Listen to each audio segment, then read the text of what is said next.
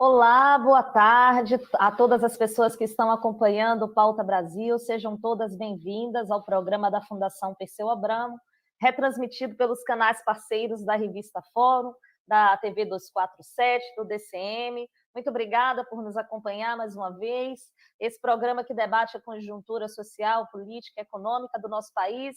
Hoje nós estamos aqui para fazer um diálogo sobre inflação da cesta básica, sobre essa situação do custo de vida e do preço dos alimentos no nosso país. E estamos aqui com Luísa Dulce, que é economista, socióloga e integra o Desajuste Economia Fora da Curva, e também com José Henrique Júnior, que é doutorando em economia na UNB. Bem-vinda, Luísa, bem-vinda, José Henrique. Que bom que vocês aceitaram o nosso convite. E já para começar esse diálogo que tanto aflige o povo brasileiro, que tanto tem feito as famílias brasileiras passar necessidade, vamos passar para a Luísa, para falar um pouco sobre a inflação da cesta básica, do preço dos alimentos, da alimentação. Luísa?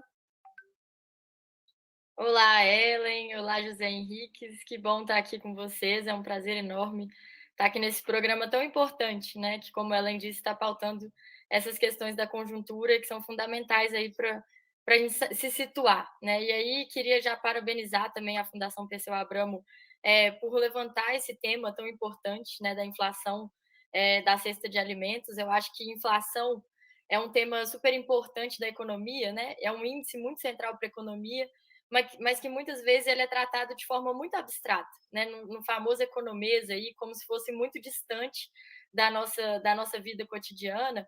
E quando a gente traz para esse debate da cesta de alimentos, para falar de fome, para falar de desabastecimento alimentar, né, a gente traz essa discussão para muito mais perto da nossa vida, né, para a vida de todas as pessoas. Eu acho que esse é o nosso compromisso, assim, da Fundação Perseu Abramo, do PT, de fazer esse debate próximo. E a economia é uma coisa que de fato diz respeito à nossa vida, né, à vida de todo mundo. E aí queria já começar assim trazendo um dado do Diese, né, que é esse órgão tão importante aí do movimento sindical, um dado de fevereiro, né, que mostrou que a cesta básica em São Paulo, que foi o estado mais caro que a cesta básica custou no mês de fevereiro, ela ultrapassou lá em São Paulo R$ 700, né? Isso aí corresponde a mais ou menos 60% do valor do salário mínimo, e o Diese mostra que para comprar uma cesta de R$ 700, uma pessoa, né, um trabalhador e uma trabalhadora, precisa trabalhar mais de 114 horas para poder comprar essa cesta de alimentos. Aí eu acho que a gente precisa se colocar a pergunta de qual que é a viabilidade, né? Com um custo de vida tão alto e uma pobreza tão grande no nosso país, né? Uma desigualdade tão grande, uma cesta básica custar R$ 700, né? Eu acho que é importante, assim, bem brevemente, o José certamente vai falar mais desse debate propriamente econômico, mas assim, situar que essa inflação que a gente vive hoje, ela é uma inflação que a gente chama de inflação de oferta, né? Ou seja, é uma inflação ligada aos custos, né? No caso aqui, aos custos dos alimentos. E se a gente puder colocar de forma ainda, né, mais aprofundada, principalmente os custos das commodities, né, internacionais.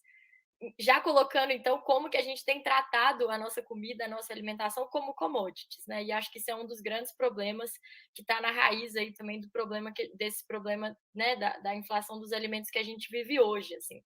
Esse aumento, né, do custo das commodities no plano internacional, ele é influenciado por alguns fatores. Então, tem o fato da pandemia, né, que afetou o funcionamento aí das cadeias globais, e é importante também situar que isso é um problema, né? O nosso sistema agroalimentar brasileiro e global, ele é essencialmente baseado em longas distâncias, né, percorridas pelos alimentos que viajam o mundo inteiro, né? Que tem também, então, um custo de combustíveis que é muito relevante para essas viagens que os alimentos percorrem. E aí aqui queria situar, né, um fato que eu acho que é muito importante para nós aqui do Brasil.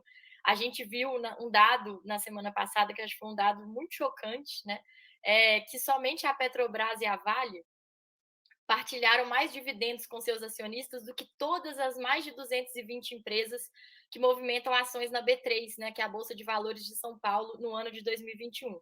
Ou seja, a Petrobras está tendo lucro, né, está tendo muita receita e está repartilhando esses dividendos com seus acionistas, e a gente vê um preço da gasolina e do diesel, sobretudo para falar aí do transporte público, totalmente incompatível, né, com o custo de vida da população.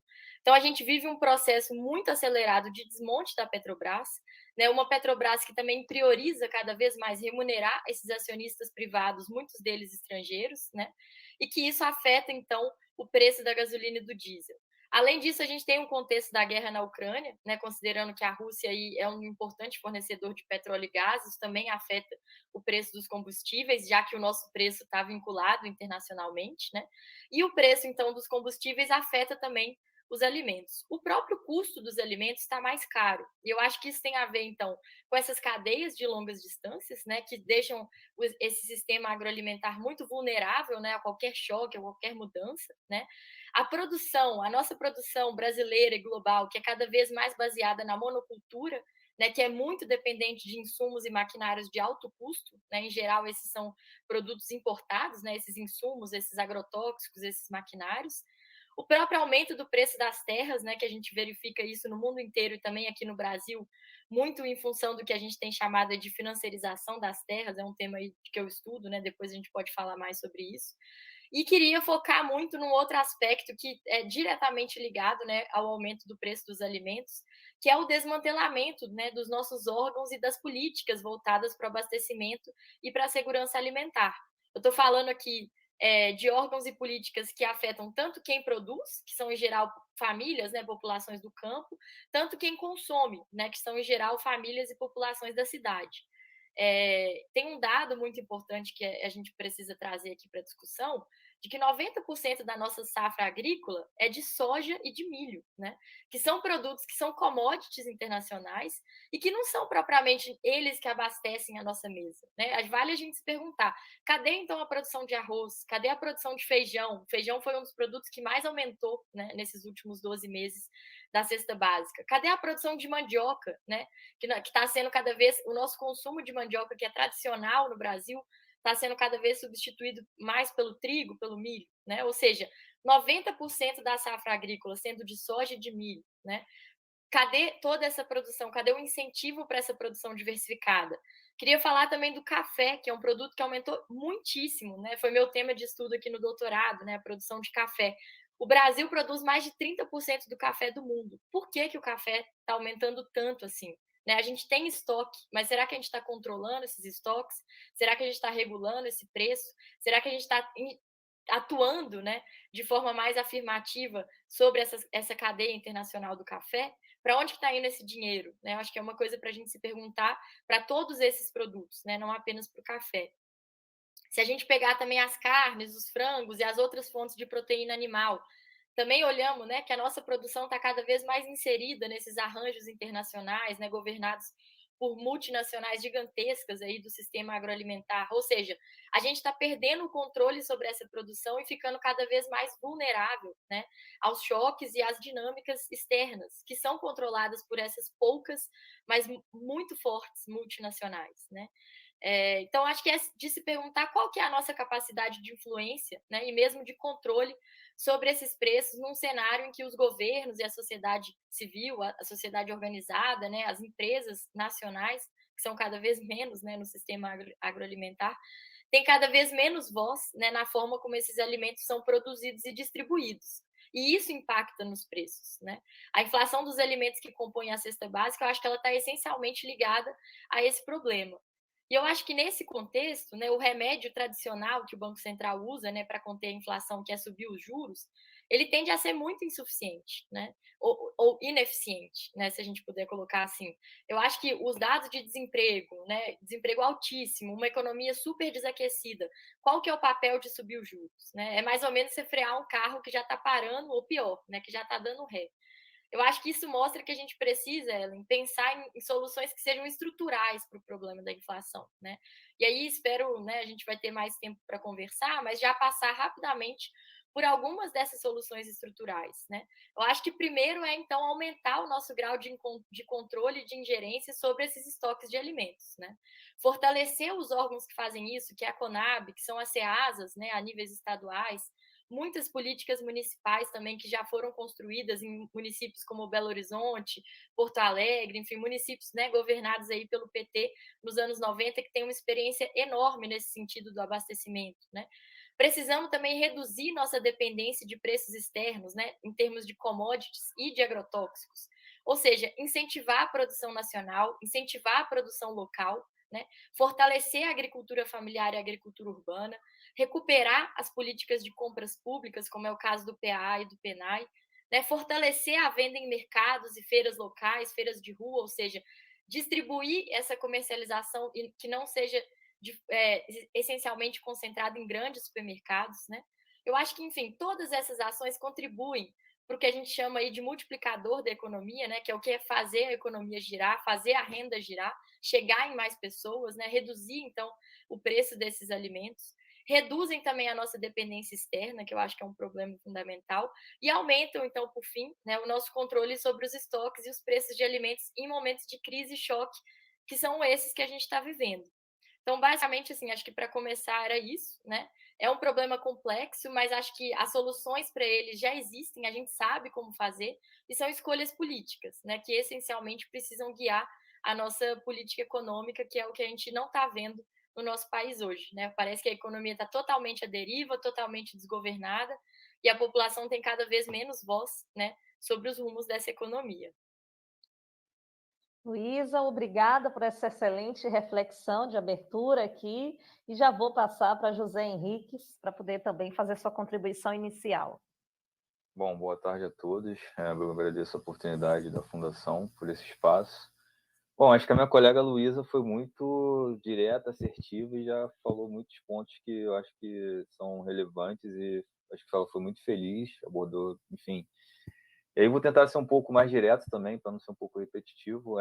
Eu acho que, e talvez até um pouco mais reflexivo com relação à inflação, acho que o primeiro ponto aqui que a Luísa abordou, que eu acho que a pandemia mostrou, né, que não dá para achar que o mercado ou o Estado não tem o papel de...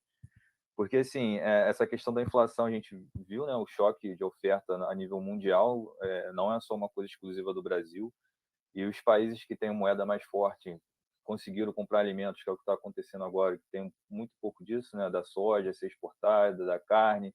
Então, esses países têm poder de compra e eles conseguem exportar os alimentos, coisa que o Brasil não é tão forte, né, a moeda nesse caso. Então, fica muito a reboque, ficou muito a reboque, né, nessa situação. Então, acho que tem que ter, né, essa política mais voltada para prever esse tipo de coisa, né, porque quem imaginar que havia uma pandemia, depois uma guerra, né? Então, assim, eu acho que esse é o primeiro ponto, né? Um projeto amplo, estratégico, visando mesmo essa coisa de alimentação. Estava lendo outro dia que, né, que tem alguns países que estão comprando terra em países do continente africano justamente para poder ter uma reserva de produção de alimento, né? Então, assim, é uma preocupação global essa coisa da alimentação, né? E eu acho que o Brasil, nesse sentido, a gente ainda é muito... Apesar de ter tido uma construção, né, nos últimos anos do governo do PT, mas tem sido abandonado agora, como a gente tem visto.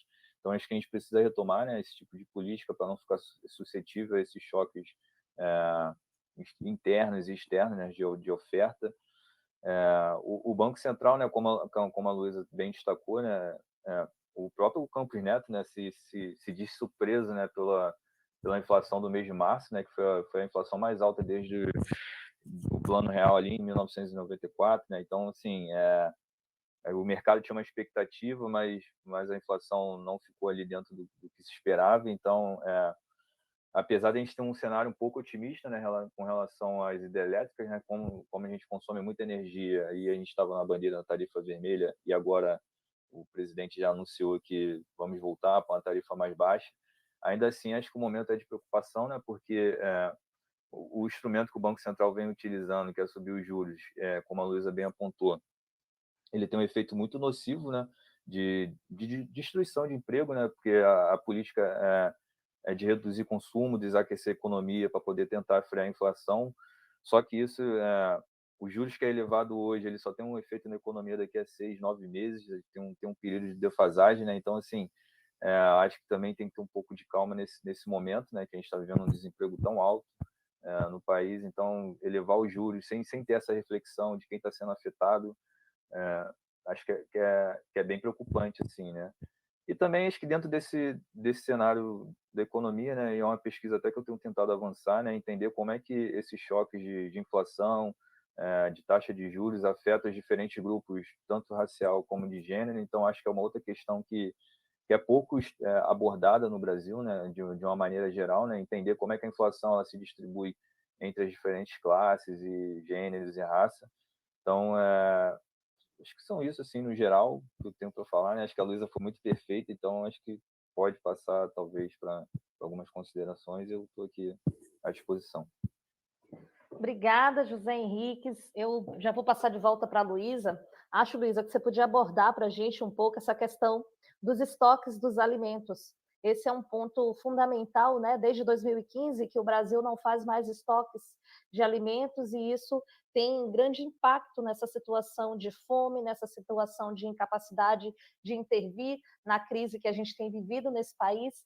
Então, queria que você abordasse um pouco também sobre essa questão dos estoques dos alimentos. E interessante, José Henriques e Luiz, aqui, quando você traz esse dado dos R$ 700 da cesta básica em São Paulo, a gente reflete que o Auxílio Brasil do ano passado foi um Auxílio Brasil de R$ 600, né? No auge da pandemia, quando o governo Bolsonaro recusou o Auxílio Brasil, quando ele queria fazer um Auxílio Brasil de R$ 200, né? Nós defendíamos que fosse um auxílio de R$ 1.200, o Congresso conseguiu chegar ao valor de R$ 600 e de garantir o auxílio de R$ 600, e ainda assim era um auxílio menor do que o valor da cesta básica no maior estado do país, né? No estado mais populoso do país, era menor do que o valor da cesta básica. Então, esse também é um elemento importante para a gente compreender como o Estado brasileiro, né, o governo brasileiro não cuidou da vida das pessoas, não garantiu sequer alimentação quando a gente atravessou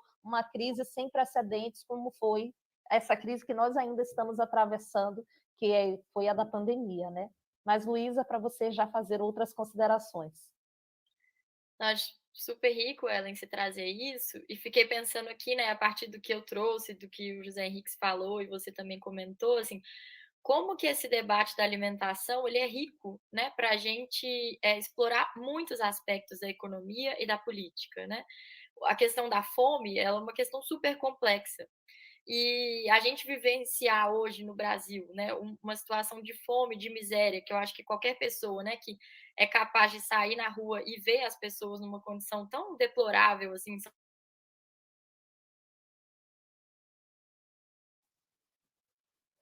Acho que a internet de Luiz oscilou um pouquinho. Oi, voltou agora? Pronto, voltou. Pegou o que eu falei?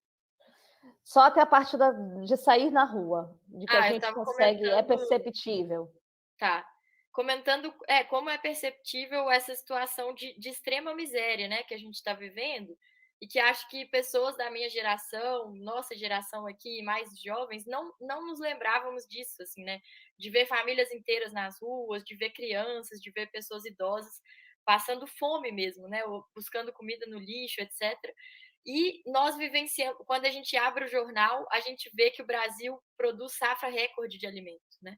As pessoas tendo que comprar, ir atrás do caminhão para pegar carne, né? Comprar, enfim, pé de galinha, restos de carne, e carne sendo estocadas para ir para a China, né? Esperando para ir para a China, porque as empresas não querem vender essas carnes aqui no Brasil, né? Então, assim, é uma situação de muita revolta que eu acho que a gente vive, né? E precisamos falar da questão da fome, da inflação dos alimentos, com toda essa complexidade que eu acho que ela traz, né? A questão da alimentação, de fato, me parece assim uma trincheira para a gente fazer um debate político que aborda muitas outras questões. E esse tema do abastecimento que você trouxe é uma coisa muito pouco tratada, né? Parece que a alimentação está cara porque o preço dos alimentos está caro, mas como que é regulado esse preço dos alimentos? E por que que a gente não está aplicando uma série de políticas, né? Que nós do Brasil temos muito orgulho, e nós do PT, mais ainda, né? Temos muito orgulho de ter implementado, desde as nossas prefeituras até o governo federal, um verdadeiro sistema, né, de segurança alimentar no nosso país que tem a ver com o abastecimento, ou seja, que tipo de alimento está sendo produzido, aonde esse alimento está sendo produzido, onde ele está sendo estocado, né? Qual que é o grau de estoque, quanto que a gente tem de arroz, quanto que a gente tem de feijão, quanto que a gente tem de milho, de trigo, etc., né? De frutas e verduras e legumes, como que esse alimento é distribuído, quanto tempo que ele precisa chegar, por exemplo, de uma central de abastecimento até as cidades, né? Como essa cidade, essa metrópole, por exemplo, ela tem um cinturão verde, né? Quando a gente vivenciou lá a greve dos caminhoneiros em 2018, muitas cidades ficaram desabastecidas, né? Os mercados, etc. Eu lembro que eu morava no Rio de Janeiro na época e vim para Belo Horizonte. E quando eu cheguei aqui, os mercados tinham mais comida. Por quê? Porque Belo Horizonte tem um cinturão verde. Querendo ou não, tem um cinturão verde, né? Que são produtores aqui ao redor da cidade que produzem, né? Agricultura familiar, agricultura urbana. Precisamos considerar isso, até para pensar, por exemplo, onde que vão ser os assentamentos da reforma agrária. Né? Nós vamos assentar os acampados do MST e dos outros movimentos num lugar muito distante de uma cidade ou perto da cidade para eles poderem produzir e distribuir esse alimento. Né? Ou seja, tem toda uma logística que precisa ser pensada para estimular essa produção. E o que a gente viu nos últimos anos, Ellen comentou, foi verdadeira destruição desse sistema de abastecimento. Né? Hoje o preço é o preço que está na Bolsa de Valores, nós não temos estoque algum. Se faltar o alimento, é isso mesmo, faltou. Vamos comprar mais caro, vamos pagar mais caro por ele. Né? Não tem um preço mínimo também que é pago ao agricultor, porque isso é uma outra política muito importante, que é a regulação do preço mínimo. Ou seja, toda uma série de políticas de incentivo da agricultura familiar destruídas e a gente totalmente dependente dessa monocultura que quer produzir soja, que quer produzir milho, que quer produzir os alimentos que estão mais valorizados internacionalmente.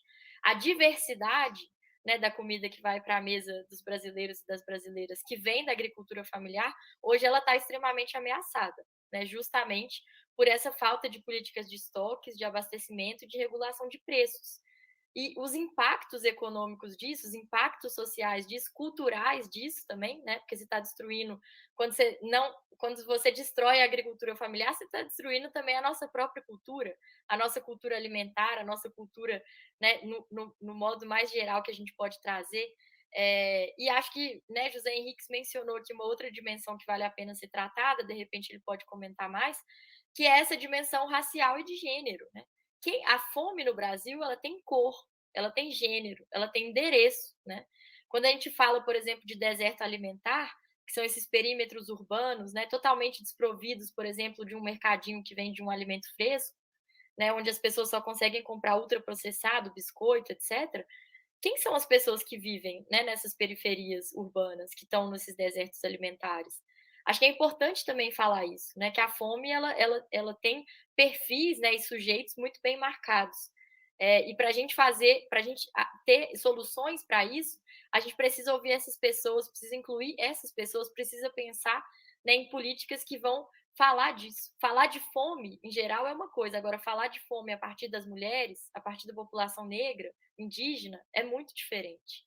Né? Eu acho que trazer essa riqueza e essa complexidade para esse debate é fundamental aqui nesse momento. Acho que só, não sei se eu posso completar, posso? O ministro Mercadante, acho que tem cerca de 3 meses, né, falou muito sobre ele deu uma entrevista, né, e falou muito sobre essa questão do Conab, né, como é que foi o desmonte e tudo mais. Eu, antes dessa entrevista, fui olhar, né, os dados lá, né, dos estoques, aí alguns, como a Luísa bem citou, você vê ali bem evidente, né, que o nível de estoque se reduziram, então é uma política mesmo de tentar acabar com esse nível de estoque, aí tem que se perguntar para quem, né, quem é interessado nisso. Então, como a Luísa bem destacou, é uma orientação de política mesmo, pública, né, por parte desse governo, uma visão de comércio, então é fundamental, né? E a outra coisa, a fome, né? A fome é uma experiência de vida, né? Só quem passa, assim, que está nessa situação, sabe o quão é doloroso e como isso acarreta no desenvolvimento do ser humano, né? Das crianças, dos adultos, enfim, desde da questão do aprendizado e que isso vai ter um impacto depois no PIB, no crescimento do país. Então, assim, é uma questão bem ampla, bem complexa, né? Que os economistas abordam, que muitas das vezes é negligenciado, ou os economistas, alguns colegas fingem que não existe, né? Essa questão que eu acho que é uma questão central e urgente, que o presidente Lula sempre toca, né? A questão da fome, e como ele bem disse, é uma experiência de vida dele. Então, é nesse sentido que eu acho que a economia serve para poder ajudar e solucionar esse problema, né? Enfim. Eu estava aqui enquanto vocês estavam falando e estava refletindo e ia justamente comentar para o José Henrique contribuir se ele achasse se ele quisesse. que, enquanto a gente tem os dados dos lucros absurdos das empresas públicas, né, o lucro absurdo da Petrobras, que distribuiu mais de 101 bilhões em lucros para acionistas, né, que enquanto a gente tem os dados das privatizações, né, enquanto a gente tem a informação sobre a aprovação da autonomia do Banco Central, a autonomia de quem, né? A autonomia do povo brasileiro, da vida do povo brasileiro. Imagine, o nosso Banco Central é autônomo do quê? Né? Esse Banco Central do jeito que está aí. Então, enquanto a gente tem a informação sobre essa autonomia do Banco Central, enquanto a gente tem as informações sobre a flexibilização no mercado de trabalho, né, sobre a retirada de direitos, né, sobre o esvaziamento da CLT, das garantias trabalhistas, né? Enquanto a gente tem informação do fim do Bolsa Família, que acho que é uma questão extremamente grave que se relaciona com essa questão da fome, porque ao mesmo tempo em que eles finalizam o Bolsa Família e que eles começam o Auxílio Brasil como se fosse uma política douradora, a gente sabe que no arcabouço do Auxílio Brasil não tem qualquer garantia de longevidade, qualquer garantia de duração no programa, que é um programa que está estabelecido apenas para durar por um ano. E olhe lá se é estabelecido para durar por um ano, enquanto o Bolsa Família era uma política de Estado, né, de proteção social, dirigida para as famílias mais pobres. Era uma política direcionada para lidar com as questões como a questão da fome, que é a questão do tema daqui. Então, a gente tem um conjunto de ações do governo federal, que é um conjunto de ações que esvazia a proteção social, né? Um conjunto de ações que desprotege ainda mais o povo brasileiro num período em que nós estamos numa crise que joga o Brasil numa crise famélica, como é essa crise que nós estamos atravessando, a crise da pandemia. E aí, achei interessante que a Luísa começou a fala, José Henrique, falando dessa questão de como a economia diz respeito às nossas vidas. Eu também sou economista, então, para mim, é muito fácil entender que isso tem relação com as nossas vidas. Mas isso não é fácil para a maioria da população. Nem sempre a política está tão próxima da vida, é tão fácil de fazer uma ligação direta entre a política e a vida, entre a economia e a vida, e entre a economia e a política. Então, essa ligação que tem entre a economia e a política, o fato de ser apenas decisões políticas que dirigem a nossa economia, que dirigem ela da maneira equivocada, que leva o nosso povo a passar mais fome, que leva os ricos a ficarem mais ricos, que leva a Petrobras a distribuir esse lucro absurdo como ela distribuiu, enquanto a gasolina está caríssima nos postos de gasolina, enquanto o diesel está caríssimo nos postos de gasolina. Eu ia justamente colocar para vocês que essa questão de refletir um pouco mais sobre a elevação dos preços dos alimentos e a relação disso com a política econômica, com a decisão política desse governo de não tratar como uma prioridade, que eu achava que essa é uma chave importante. Luísa, José Henrique, fique à vontade. Eu estou aqui em dúvida agora. Não sei, eu posso falar, depois a Luísa complementa, acho que tá legal assim. Então, a gente tem que pensar, eu gosto sempre de fazer essa reflexão, principalmente com meus colegas da economia, que até 2003, o curso de economia em si, ou qualquer outra profissão assim mais elitizada, né, que é onde toma as decisões, que são os agentes que sempre tomam as decisões, né, economista, advogado, ali mais por causa do judiciário, é um grupo muito elitizado ainda, né? Então, assim, você pensar aqui na formulação de políticas públicas, que esses agentes ou que esses indivíduos vão ter essa sensibilidade de entender o que a população precisa de urgente, o que a população está sofrendo, eu praticamente sou muito cético, né? De confiar ou de acreditar que essas pessoas vão ter esse compromisso, essa urgência de resolver o problema dessas pessoas, né? Mas, ao mesmo tempo, também eu sou muito esperançoso, né? Porque tem pessoas como eu, como a Luísa, que já é de uma outra geração, que muito fruto também dessas ações afirmativas, dessas políticas dos últimos anos do governo do PT, que entende esse compromisso da economia com esse lado social, com todo esse instrumental, toda essa bagagem que a gente tem no curso, né? Tudo isso que a gente aprendeu e colocar a serviço da população, né? Do povo, de como resolver o problema dessas pessoas, como incluir mulheres, pessoas pretas, trans, enfim, dentro das políticas públicas, né? Que é que eu acho que esse governo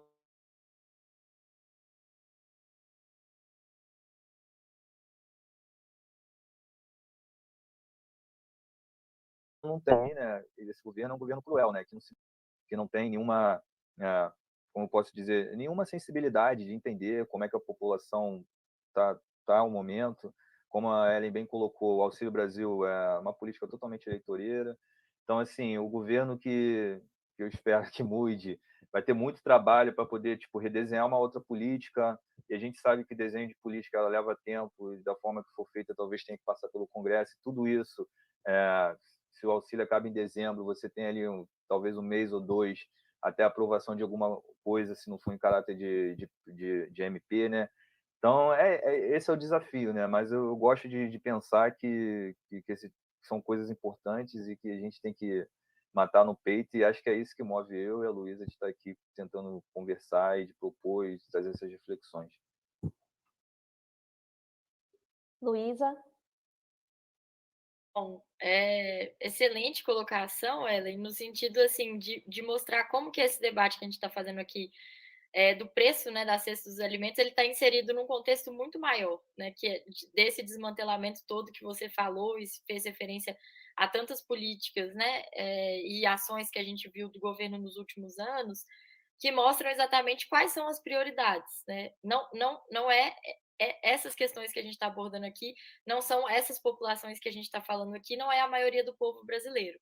É um governo que, de fato, como o José colocou, muito cruel, né, que caminha junto com, enfim, a elite financeira, com a elite do agronegócio, e acho que é importante lembrar isso, né?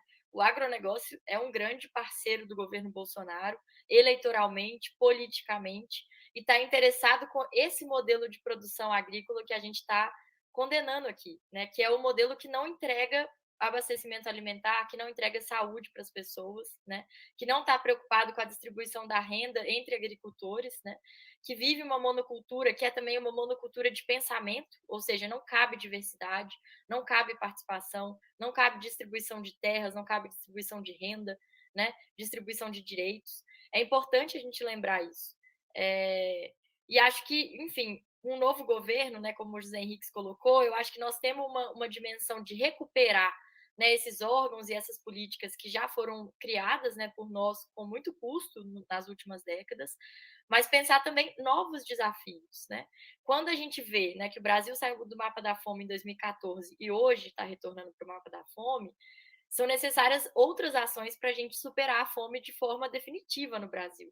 E não é só alimentar as pessoas com qualquer comida, né? Hoje, quando a gente fala de reforma agrária popular, que o MST traz isso, quando a gente fala da necessidade da gente alimentar as pessoas com comida saudável, né, comida de verdade, é uma outra série de produção que a gente precisa incentivar, né? É uma outra dinâmica de ocupação das terras, né, de distribuição desses alimentos, pensar em desconcentrar cada vez mais. Não podemos ficar refém também de grandes supermercados. Como é que a gente consegue ativar essas feiras locais? Como é que a gente consegue ativar esses circuitos de comércio local, né, que favorecem também a nossa produção local e fazem essa renda girar?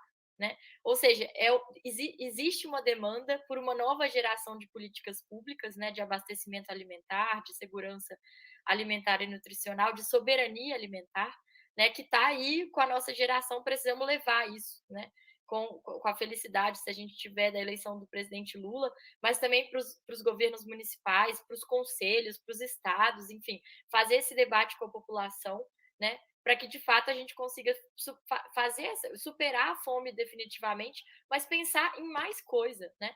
Como que a alimentação, que é um setor super importante, inclusive para a gente pensar a questão das mudanças climáticas, né? Inclusive para a gente pensar a transição ecológica, o bem viver, uma série de empregos que podem ser criados com uma nova forma de produzir e distribuir esses alimentos, né? Ou seja, acho que tem uma abertura muito grande para a gente repensar, né, a nossa forma aí de abastecimento, de segurança alimentar, e que vai, né, que tem que ter como um dos seus pilares a redução do preço, né, para que seja acessível, mas que seja um preço justo também, justo para quem produz, né, justo com o meio ambiente. Acho que isso é muito importante, né? Eu gosto, não é uma provocação, mas assim, eu gosto de tomar posse, e até o Djonga, não sei se vocês costumam ouvir rap, ele falou uma coisa muito importante que eu penso Djonga que é de BH, meu conterrâneo. Ele falou sobre essa questão de usar a camisa do Brasil e tal, que a gente tem que recuperar alguns símbolos, né? Por que eu estou trazendo isso? Eu penso que a gente tem que pensar um novo modelo de agronegócio dentro disso aqui que a gente está discutindo, né? Porque às vezes fica parecendo que é rival, né? E não, e o Brasil ele é muito potente na questão do agronegócio.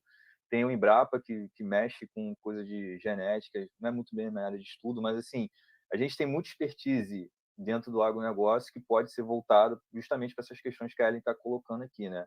Pesquisa, a gente é muito avançado em pesquisa dentro do, não só na questão agrícola, mas também de animais e tal. Então, como que a gente usa tudo isso que a gente tem, porque senão fica parecendo às vezes que vai ser jogado fora toda essa construção, né? Então, eu gosto de pensar que a gente tem que pensar um novo modelo de agronegócio justamente para poder reduzir, né, os preços do alimento através da oferta de alimentos que estão dentro da cesta básica e tal. Enfim, acho que era só esse ponto mesmo. Não sei se a Ellen concorda, não sei o que ela pensa sobre isso, enfim. Concordo muito. Acho também que é um novo modelo de desenvolvimento, porque esse modelo de desenvolvimento, que não é um modelo de desenvolvimento que vem sendo aplicado nesse país, é um modelo, na verdade, de expoliação, de expropriação, né? De venda das nossas riquezas, de entrega. Eu estudava trabalho escravo quando eu estava na faculdade. Eu publiquei alguns artigos sobre trabalho escravo. E hoje eu vi mais uma notícia sobre um resgate de um trabalhador em condição análoga de escravo. E aí a gente fica sempre muito reflexivo, para quem se interessou por esse tema, para quem é desse tema, fica muito reflexivo sobre que país que modelo de desenvolvimento que cabe num país em que se tem trabalho escravo, né? Em que a população tem uma mão de obra semi-escrava, em que você é só um exportador de commodities, né? Que modelo de desenvolvimento que a gente tem nesse país que aprovou recentemente essa política, Luísa, de agrotóxicos, né? Essa nova política de agrotóxicos, né? Essa nova leva de agrotóxicos que é proibida em vários lugares no mundo e que, mais uma vez, aqui no Brasil é autorizada, né? Como é que pode a comida chegar envenenada à mesa dos brasileiros e isso ser tratado como natural, né? Isso não é um modelo de país, não é um modelo de desenvolvimento, e acho que todos esses debates, para a gente, eles refletem especialmente na questão da fome, eles refletem especialmente na questão do acesso que as famílias têm ao consumo, né, ao direito à vida, direito à cidadania. Acho que todos esses são debates que estão colocados dentro do mesmo lugar. Mas eu achei muito interessante que a Luísa trouxe aí uma informação sobre cinturão verde. Eu acho, Luísa, que vai ter que ter um Pauta Brasil só para tratar desse tema dos cinturões verdes, porque é um tema muito importante para quem mora nas zonas urbanas, especialmente, e para quem está vendo essa questão do desabastecimento, como nós vimos, né? De verdade, também, a minha geração, que é a mesma de vocês, isso é a primeira vez que eu vi desabastecimento nas proporções em que a gente viu recentemente, né? Então, acho que esse tema do cinturão verde é bem interessante, especialmente para lidar com essa questão aí do preço da cesta básica, né? Sim, essa questão do cinturão verde, enfim, esse debate todo que a gente está fazendo aqui, eu tenho pensado muito na chave da aliança campo-cidade, né? Como que a gente consegue promover e nos conectar, né, cada vez mais quem está no campo com quem está na cidade, para pensar justamente o que a Ellen colocou, que é esse novo modelo de desenvolvimento, né? Que não pode ser desconectado. Não faz sentido um alimento viajar uma distância tão grande, que é uma distância física, mas é cognitiva também. Né, quantas crianças acham que o tomate vem da geladeira, né, que o leite vem da caixinha? Ou seja, a gente foi perdendo essa conexão com a própria produção, e isso tem implicações políticas muito importantes, implicações econômicas, culturais, né? Para mim, um novo modelo de desenvolvimento só faz sentido se ele for repensado do ponto de vista da ecologia também, né? Da ecologia integral, da ecologia política, enfim, trazer esse debate que está urgente, né? Está na pauta do dia e que muitas vezes é desconsiderado, assim. Mas eu queria fazer um comentário sobre o que o José colocou, acho que foi muito feliz ele lembrar da Embrapa, né? A Embrapa, que é uma empresa que acho que todos nós brasileiros temos muito orgulho, assim, uma empresa, né, de pesquisa agropecuária, que tem várias décadas e que tem um potencial enorme, que tem né, profissionais de muita qualidade, que já prestaram e prestam serviços muito importantes para o nosso país, e que a gente sabe que a Embrapa pode ser muito mais do que ela é, né? A Embrapa pode dar uma contribuição muito maior nesse sentido de favorecimento da agricultura familiar, da agroecologia, né, de pensar uma transição ecológica, de uma outra agricultura que conviva de forma mais harmônica com o meio ambiente. E aí nós estamos falando também de extrativismo, né, enfim, populações do campo, das florestas e das águas. Pensar também nas nossas universidades e outros institutos de pesquisa, muitos estados, né, têm suas agências de extensão rural, né, que fazem um papel junto aos agricultores, as universidades também, que têm esse papel de pesquisa, que é muito importante. Elas são entidades e órgãos públicos, né, que precisam trabalhar para esse fim do bem comum. Eu acho que elas são órgãos, né, e, enfim, atores muito importantes nesse processo que a gente está colocando aqui de uma nova geração de políticas públicas. Tem uma Coração Valente aqui com a gente, acompanhando.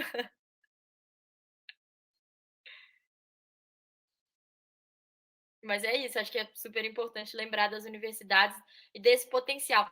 E da gente reivindicar também, né? Reivindicar desses órgãos esse compromisso público, né? Esse compromisso social com esse desenvolvimento, que seja um desenvolvimento, né, desconcentrador de renda, enfim, de poder. Obrigada, Luísa. José Henrique, quer contribuir mais um pouco?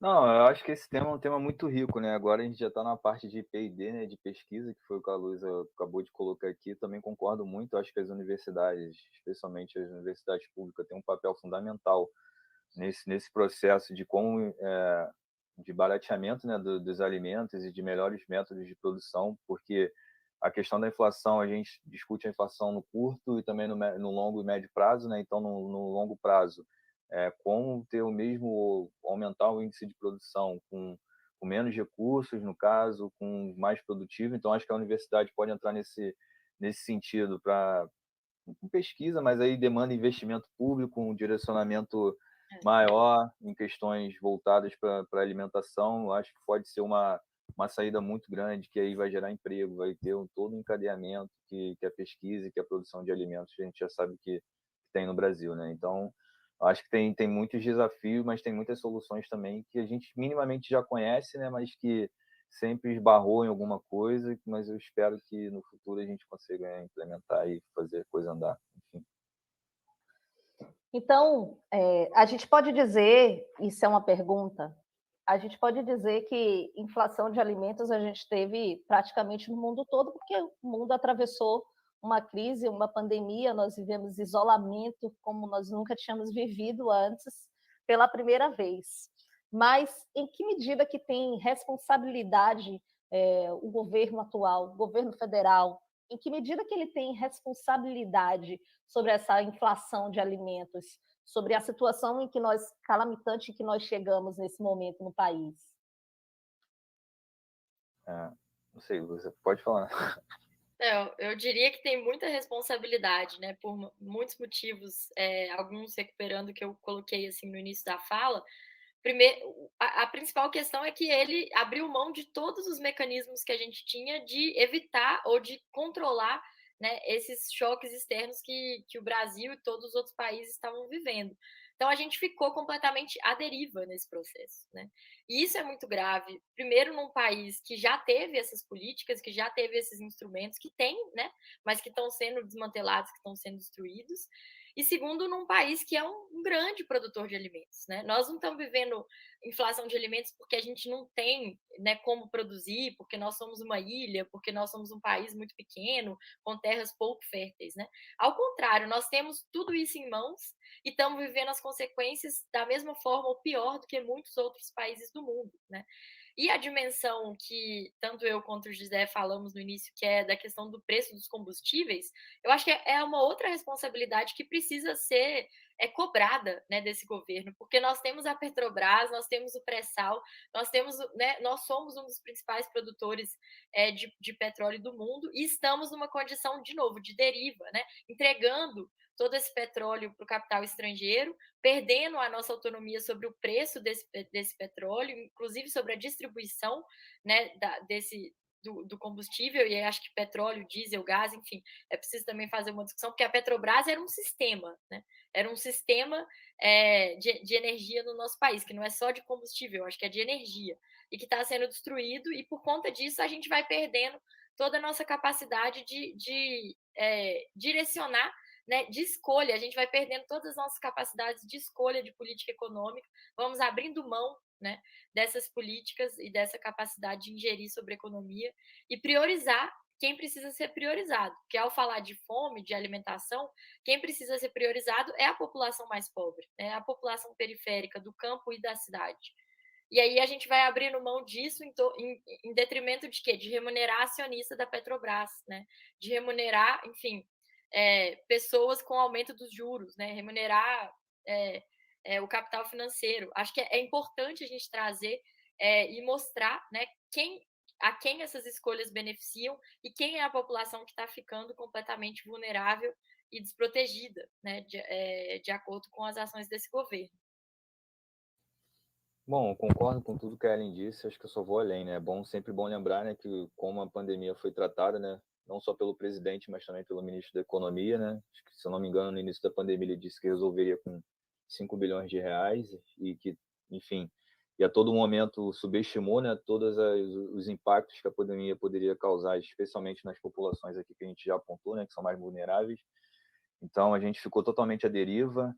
Muitas das ações que foram tomadas durante a pandemia foi muito por conta do Congresso, especialmente da oposição, né, que viu a necessidade de não deixar a situação ser pior do que já foi, né? Então, esse é o cenário, né? Então, acho que tirando a parte da crise climática, que dificilmente, mas aí também tem uma outra questão do meio ambiente, que esse governo não tem compromisso, acho que seria a única coisa, sim, a se dizer que o governo lá não tem muita culpa, né? Mas de resto, assim, pela todas as ações que foram tomadas, todas as falas de todos os agentes ali, todos os envolvidos na economia do país, acho que tem bastante culpa na situação que a gente está hoje, né? Essa situação de desemprego alto, alta inflação, um ambiente assim de pouca esperança, né, para muitas pessoas que estão passando esse período agora de necessidade, a questão dos entregadores de aplicativo, enfim, um governo que achou que as coisas se resolveriam sozinha, que tudo volta e sempre levou assim.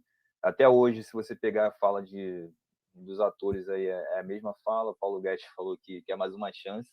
Enfim, então, assim, é isso, né? Acho que o governo negligenciou do início ao fim, ainda continua negligenciando e toma atitudes totalmente visando a reeleição. Enfim, é isso.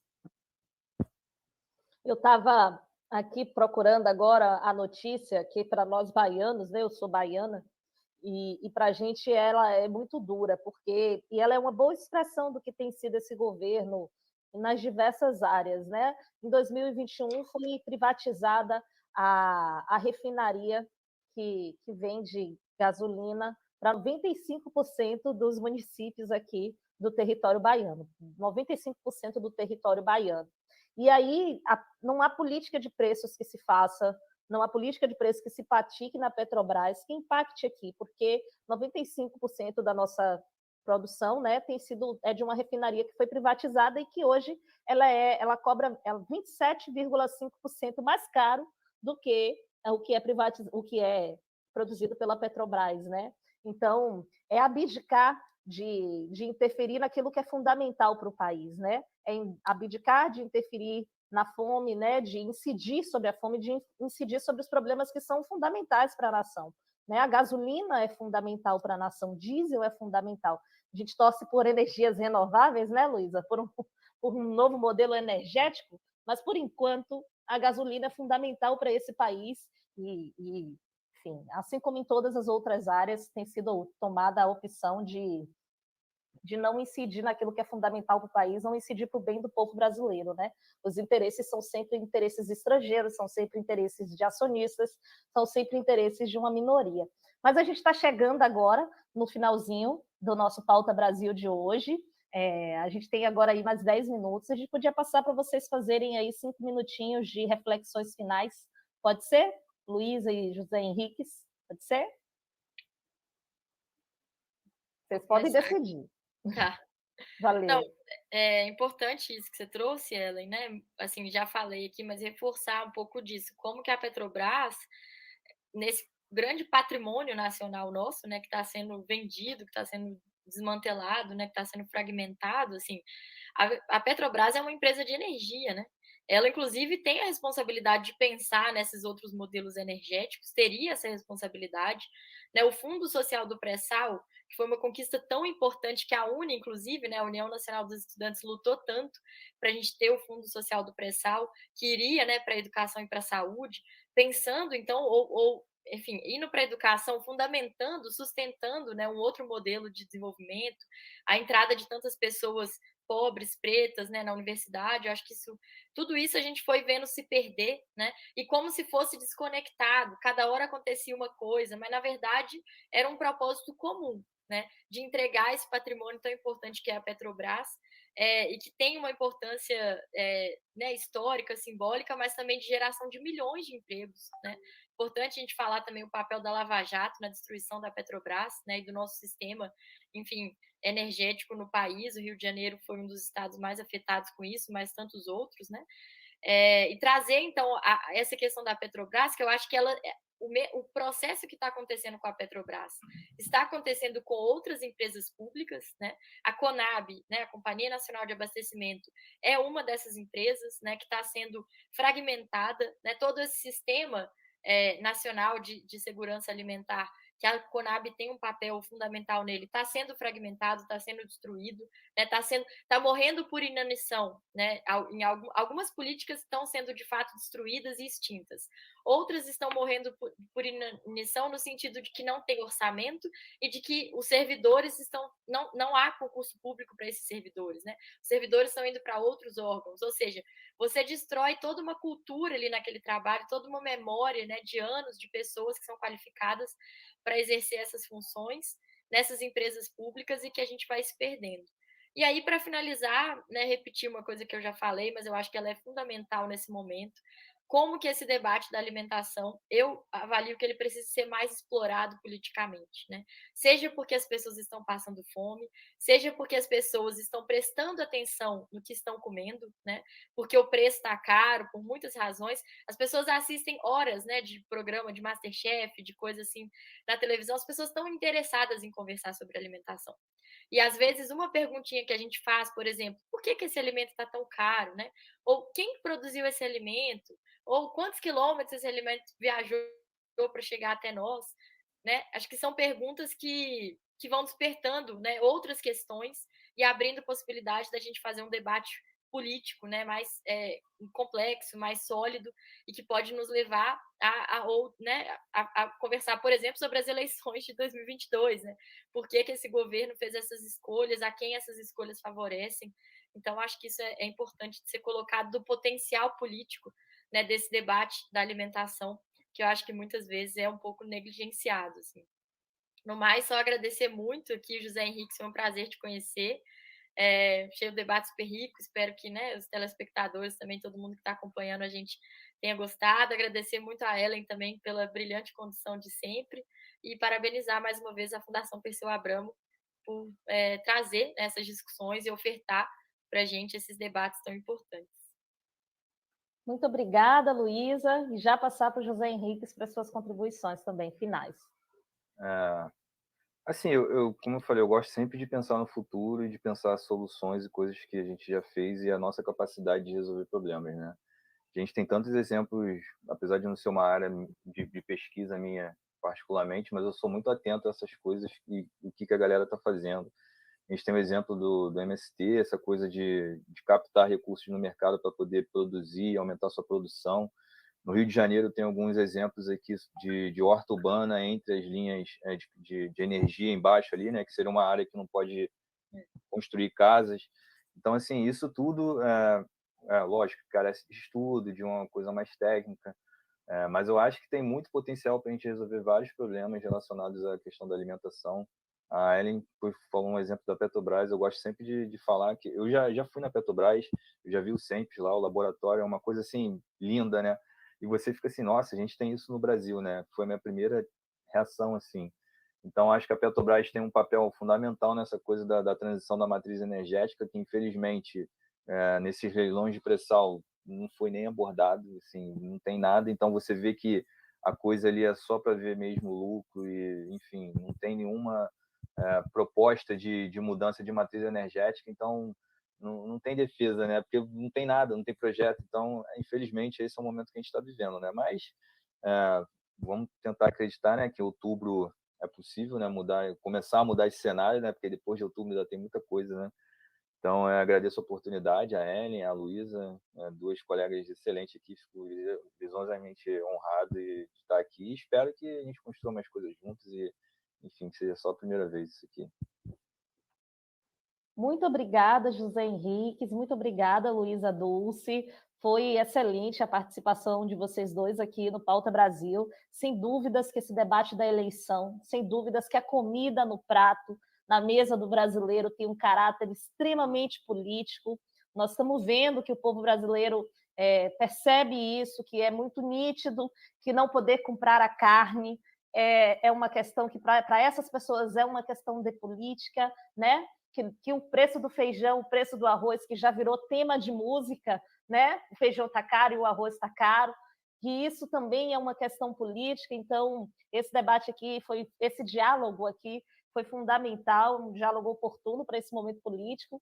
E agradecer a vocês dois pela participação e agradecer a todas as pessoas que nos acompanharam, a meu coraçãozinho valente que apareceu aqui, que eu já vou ver o que quer, e até a próxima, na próxima quarta, temos Pauta Brasil de novo, das 5 às 6 da tarde. Então, tchau, tchau.